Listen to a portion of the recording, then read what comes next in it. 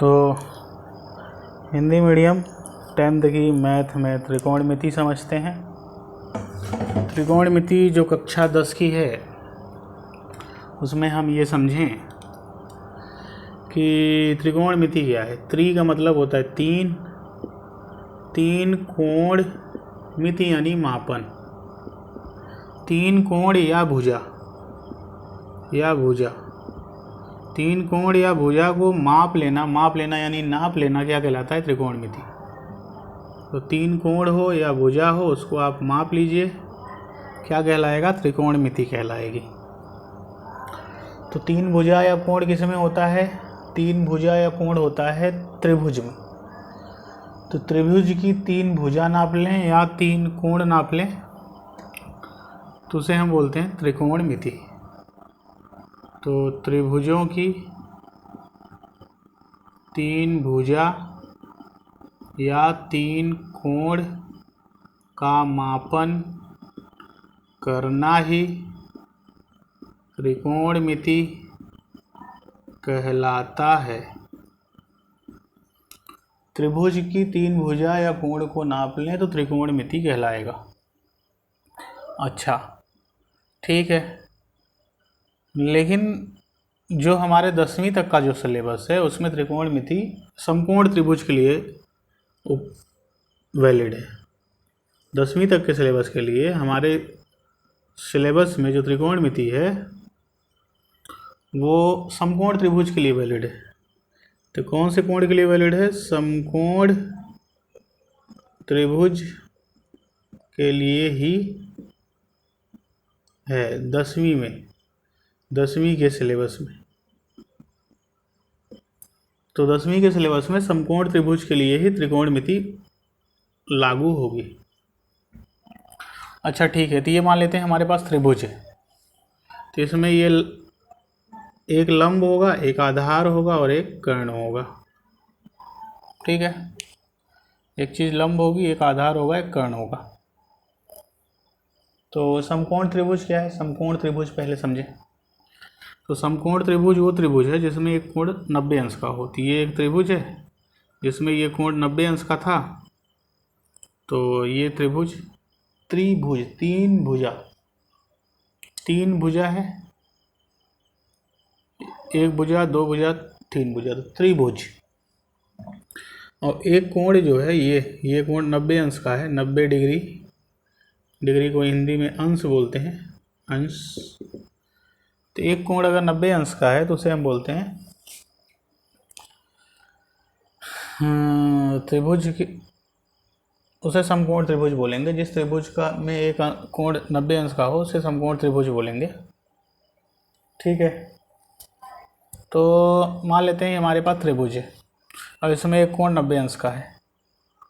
तो एक भुजा लंब कहलाएगी, एक आधार कहलाएगी और एक कर्ण कहलाएगी। तो लंब को L से, आधार को A से, कर्ण को K से दिखा रहा हूँ मैं। अच्छा, कोण के सामने वाली भुजा लंब कहलाती है। जैसे मैं ये कोण की बात करूँ, ये कोण की अगर बात करूँ तो इस कोण के सामने वाली भुजा क्या है? ये, तो ये लंब कहलाएगी। तो कोण के सामने वाली भुजा लंब कहलाती है। अच्छा, और 90 अंश के सामने वाली भुजा को कर्ण कहते हैं। तो 90 अंश है, इसके सामने वाली भुजा कर्ण। तो कर्ण क्या होगा? 90 अंश के सामने जो भी भुजा होगी, ये 90 अंश है, इसके सामने जो भी भुजा होगी इसको कर्ण बोलेंगे। और जो कोण होगा, कोई भी कोण हम ले, इस कोण के लिए लंब ये होगा, क्योंकि इस कोण के सामने भुजा ये है तो लंब हो जाएगी। अच्छा, अगर मैं ये कोण लेता तो लंब ये हो जाता, क्योंकि इस कोण के सामने भुजा ये है।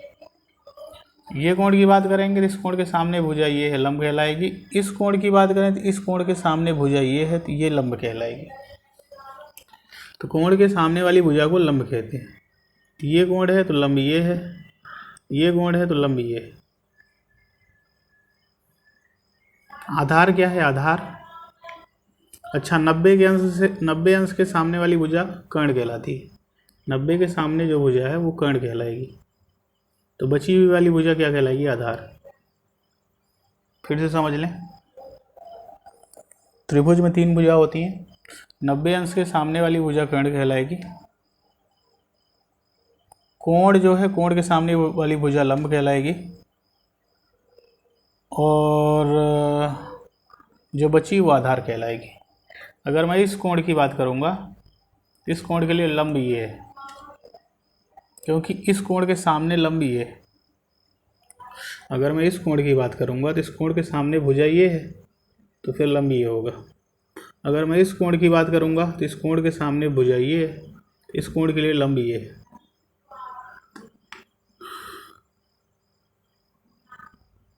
फिर से समझें, अगर मैं इस कोण की बात करूँगा तो इस कोण के सामने भुजा ये है, तो ये लंब कहलाएगा। कौन से कोण के लिए? ए कोण के लिए,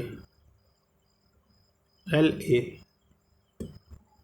अच्छा, इस कोण की अगर बात करूँगा तो इस कोण के सामने भुजा ये है, तो ये लंब कहलाएगा। ये जो लंब कहलाएगा ये सी एंगल के लिए कहलाएगा, सी कोण के लिए लंब कहलाएगा। क्योंकि सी कोण के लिए, सी कोण के सामने भुजा ये है, तो सी का लिए लंब ये है। तो ए कोण के सामने भुजा ये है, तो ए कोण के लिए लंब ये है। अच्छा, ठीक है। और 90 के सामने वाली भुजा को कर्ण कहते हैं। अच्छा, ए कोण के लिए लंब ये है, सी कोण के लिए लंब ये है, तो सी कोण के लिए लंब ये हो गया, ए कोण के लिए लंब ये हो गया। तो सी कोण के लिए जब लंब ये है, कर्ण हमेशा 90 के सामने वाली भुजा होगी। 90 के सामने वाली भुजा हमेशा कर्ण होगी। सी के सामने वाली भुजा ये लंब है। तो जब सी के सामने ये भुजा लंब हो गई, तो आधार कौन सी होगी? आधार ये वाली होगी, क्योंकि कर्ण फिक्स है। लंब सी का ये हो गया, तो बचा वाला आधार होगा। तो ये सी का आधार कहलाएगा। तो ये सी का आधार कहलाया। अच्छा, ये सी का आधार कहलाएगा। सॉरी, ये सी के लिए, सी के सामने भुजा ये लंब है, और 90 के सामने हमेशा कर्ण ही होती, तो बची वाली भुजा सी का आधार है। तो ये आधार है सी का। अच्छा, ये सी का लंब है, ये सी का आधार हो गया, ये कर्ण हो गया। कर्ण सबके लिए सेम हो रहता है। 90 के सामने कर्ण होगा, उसको एंगल से मतलब नहीं है, 90 से मतलब है। अच्छा, सी का आधार हो गया। और ए अंश, ए कोण के सामने वाली भुजा ये लंब कहलाएगी, ए कोण का। तो फिर आधार कौन सा कहलाएगा? ए कोण का। जब ये लंब हो गया ए का, ए के सामने, 90 के सामने वाला कर्ण हो गया, तो जो बचा वाला है ये भुजा, ये आधार कहलाएगी। ये आधार कहलाएगी ए कोण का। तो ये आधार कहलाएगा ए कोण का। ए यानी आधार, ए कोण। इस चीज़ का समझना है। तो हमने क्या समझाया? फिर से समझ लें, हमने क्या समझाया? हमने ये समझाया कि त्रिकोणमिति में, त्रिकोणमिति क्या है? त्रिभुज के 3 कोण या 3 भुजा का मापन ही क्या, मापन यानी नापन करना, नापना त्रिकोणमिति कहलाता है। तो त्रिकोणमिति जो 10वीं की है वो वैसे और भी त्रिभुज के लिए लागू होती है, लेकिन जो 10वीं की त्रिकोणमिति है वो समकोण त्रिभुज के लिए बस लगेगी।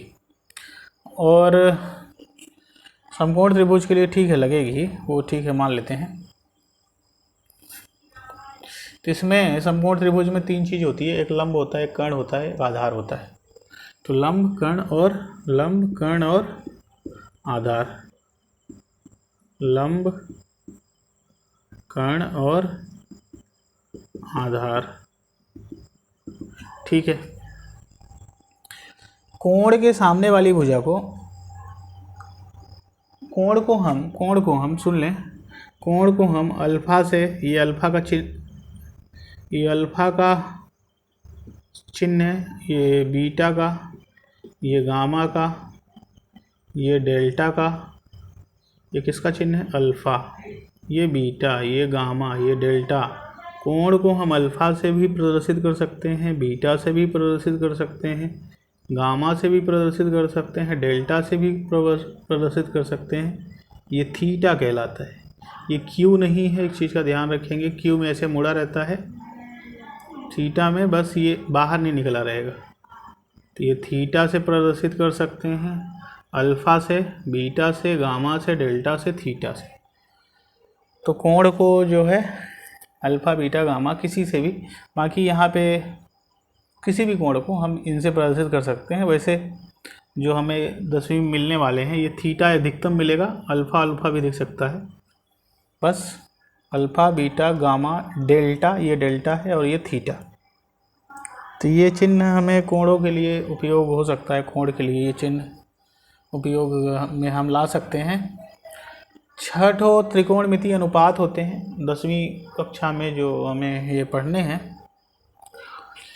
6 त्रिकोणमितीय अनुपात होते हैं, sine theta, cos theta, theta यानी, हाँ एक चीज़ और समझना है कि जो त्रिकोणमिति है 10वीं की, वो हमारे कौन से कोण के लिए उपयोगी है?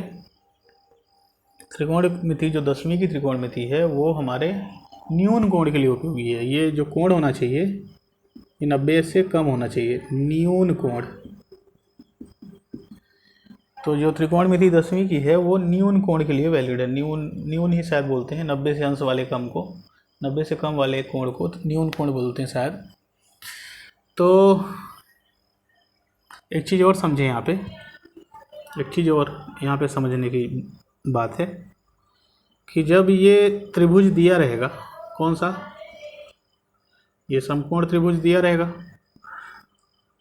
ये ए बी ये सी, एक ऐसे त्रिभुज हैं समकोण त्रिभुज, ये 90 अंश है। 90 के सामने वाली भुजा को कर्ण कहेंगे। और लंब निर्भर करता है कोण पे। अगर मैं सी एंगल की बात करूँगा तो सी के सामने भुजा कौन सी है, ये, तो सी के लिए कोण लंब ये होगी, कर्ण 90 के सामने, तो बची वाली भुजा सी के लिए आधार होगी। लेकिन अगर मैं इस कोण की बात करूं, इस कोण के सामने वाली भुजा ये है, इस कोण के लिए लंब ये होगा, कोण के सामने वाली भुजा लंब होती है, 90 के सामने वाली कर्ण, तो बची वाली होगी आधार। तो एक चीज़ और समझें कि समकोण त्रिभुज के लिए हम त्रिकोणमिति लगाएंगे तो एक लंब होगा, मान लेते हैं ये लंब है, अभी कोण हम नहीं बता रहे हैं कौन से कोण की बात हो रही है। 90 के सामने ये कर्ण और बची वाली आधार। पाइथागोरस ने एक प्रमेय दिया था, उन्होंने ये बताया था कि जो कर्ण का स्क्वायर होता है वो लंब के स्क्वायर और आधार के स्क्वायर के जोड़ के बराबर होता है। उन्होंने बोला था अगर समकोण त्रिभुज है, कैसा त्रिभुज, समकोण त्रिभुज, अगर त्रिभुज समकोण त्रिभुज है तो पाइथागोरस ने ये बताया था, पाइथागोरस ने एक प्रमेय दिया था। उन्होंने ये कहा था कि जो 90 के सामने वाली भुजा जिसको मैं कर्ण कहता हूँ, कर्ण का जो स्क्वायर होगा वो लंब के स्क्वायर और आधार के स्क्वायर के योग के बराबर हो, योग यानी जोड़ के।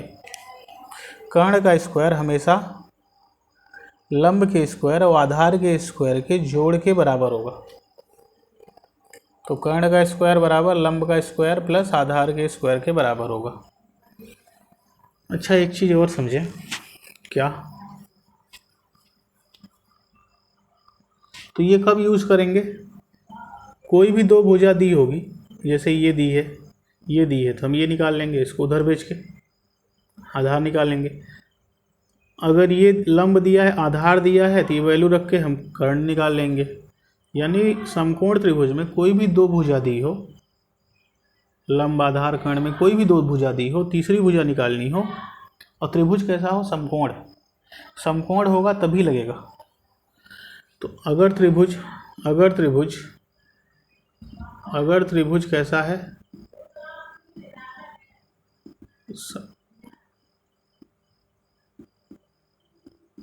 अगर त्रिभुज समकोण है तभी हम पाइथागोरस प्रमेय लगाएंगे। पाइथागोरस प्रमेय क्या कहता है कि जो 90 के सामने वाली भुजा जिसको मैं कर्ण बोल रहा हूँ, कर्ण का स्क्वायर लंब के स्क्वायर धन आधार के स्क्वायर के योग के बराबर है, योग यानी जोड़। एक चीज़ और समझें, अब क्या समझे, तो कोई भी दो भुजा दी होगी, हम तीसरी भुजा हम निकाल लेंगे ये पाइथागोरस प्रमेय लगा के। अच्छा ठीक है। और इस त्रिकोणमिति में दो इन भुजा देगी, तीनों भुजा बहुत कम मिलेगा, दो भुजा देगा और तीसरी हमें निकालना पड़ेगा। अच्छा, इसका जो sine theta, cos theta, tan theta, ये 6 त्रिकोणमितीय अनुपात हैं। ये इसको याद करने का तरीका है लाल बटे कक्का। लंब बटे कर्ण का अनुपात जो होगा उसे साइन थीटा बोलेंगे। आधार और कर्ण का अनुपात को कॉस थीटा बोलेंगे और लंब और आधार के अनुपात को टेन थीटा बोलेंगे। लंब और कर्ण के अनुपात को साइन थीटा, आधार और कर्ण के अनुपात को कॉस थीटा, लंब और आधार के अनुपात को टेन थीटा बोलेंगे। कॉसेक क्या होगा? साइन का उल्टा। तो साइन के सूत्र को पलट दें, कर्ण बटे लंब, ये आधार बटे कर्ण है तो कर्ण बटे आधार, लंब बटे आधार है तो इसको पलट दें, आधार बटे लंब कर दें।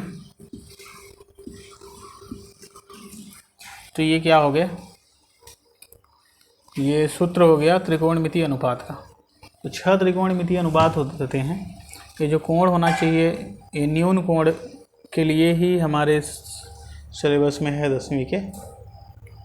तो ये न्यून कोण है तो लंब और कर्ण का अनुपात साइन थीटा कहलाएगा, आधार और कर्ण का अनुपात कॉस थीटा कहलाएगा और लंब और आधार का अनुपात टेन थीटा कहलाएगा। कॉसेक क्या होगा? इसको पलट देंगे, कर्ण और लंब का अनुपात कॉसेक कहलाएगा, कर्ण और आधार का अनुपात सेक कहलाएगा, लंब और आधार का अनुपात है टेन तो इसको पलट दें, आधार और लंब का अनुपात को कॉट बोलेंगे। तो कॉट क्या है? आधार और लंब के अनुपात। कॉस क्या है? आधार बटे कर्ण, सेक हो जाएगा कर्ण बटे आधार। साइन क्या है? लंब बटे कर्ण, कॉसेक हो जाएगा कर्ण बटे लंब। साइन के सूत्र को याद करने का तरीका क्या है? लाल लिख लें, कक्का लिख दें, तो लाल बटे कक्का। साइन का भाई मतलब साइन से संबंधित, साइन का उल्टा कॉसेक, कॉस का भाई कॉस से संबंधित सेक और टेन का भाई टेन से संबंधित कॉट। भाई मतलब इसको पलट देने से, जैसे लंब बटे आधार है तो इसको पलट दो आधार बटे लंब, ये आधार बटे कर्ण है तो इसको पलट दो कर्ण बटे आधार, ये लंब बटे कर्ण है तो इसको पलट दो कर्ण बटे लंब। तो ये 6 त्रिकोणमितीय अनुपात होते हैं जो हमें यूज़ करना है, 10वीं में हम यूज़ करेंगे।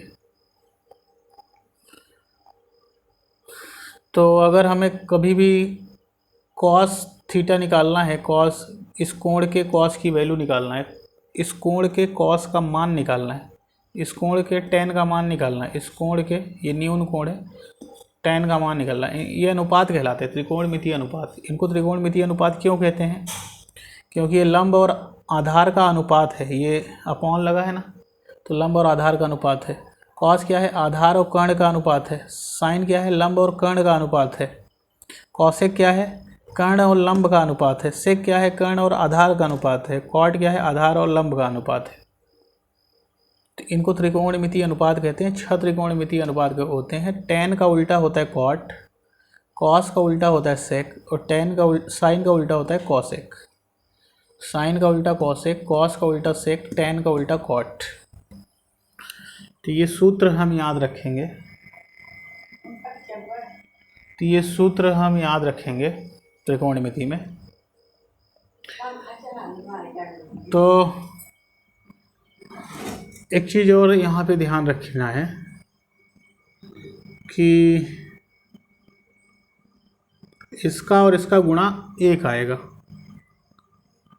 तो साइन थीटा और उसके भाई मानिए उसका उल्टा, इसका गुणा कराएंगे हमेशा 1 आएगा। क्यों? साइन जो है लंब बटे कर्ण का अनुपात है और कॉसेक उसका उल्टा है कर्ण बटे लंब का।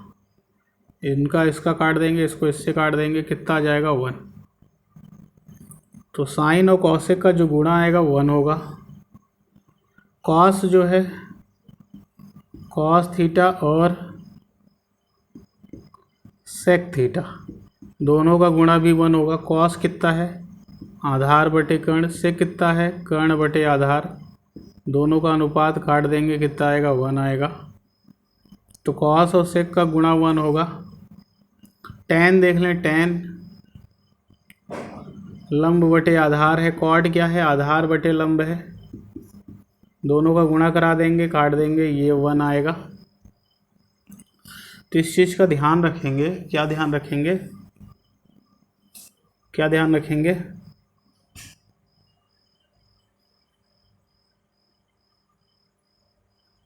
कि साइन कॉस टेन, साइन और उसके भाई का गुणा कराएं, कॉस और उसके भाई सेक का गुणा कराएं, टेन और उसके भाई कॉड का गुणा कराएं, इनका गुणा हमेशा 1 आएगा। तो साइन थीटा और कॉसेक थीटा का गुणा 1 होगा, कॉस थीटा और सेक थीटा का गुणा 1 होगा, टेन थीटा और कॉड थीटा का गुणा 1 होगा। इससे हम और क्या लिख सकते हैं, यहाँ पे और देख लें